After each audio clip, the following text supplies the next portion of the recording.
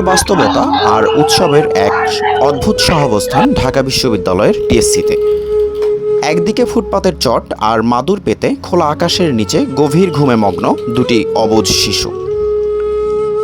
রোদ বৃষ্টি আর কোলাহল যাদের নিত্যদিনের সঙ্গী। চারপাশের কোনো উন্মাদনাই যেন স্পর্শ করছে না তাদের এই কঠিন যাপনকে। অথচ ঠিক তাদের মাথার ওপরেই চলছে এক ভিন্ন উৎসব।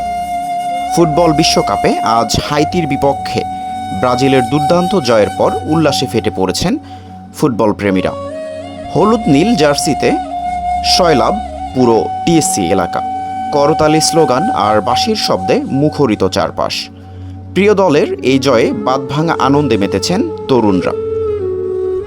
একই শহরের একই চত্বরে একদল মানুষ যখন জয়ের আনন্দে মেতেছেন, ঠিক তখনই আরেক দল মানুষ লড়াই করছেন বেঁচে থাকার ন্যূনতম অধিকারের জন্য।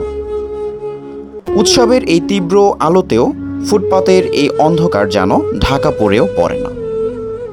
একপাশে ফুটবল নিয়ে রঙের মেলা, আর অন্য পাশে জীবন যুদ্ধের এক ধূসর বাস্তবতা। মোহাম্মদ জাহিরুল ইসলাম, বাংলাদেশ মেইল।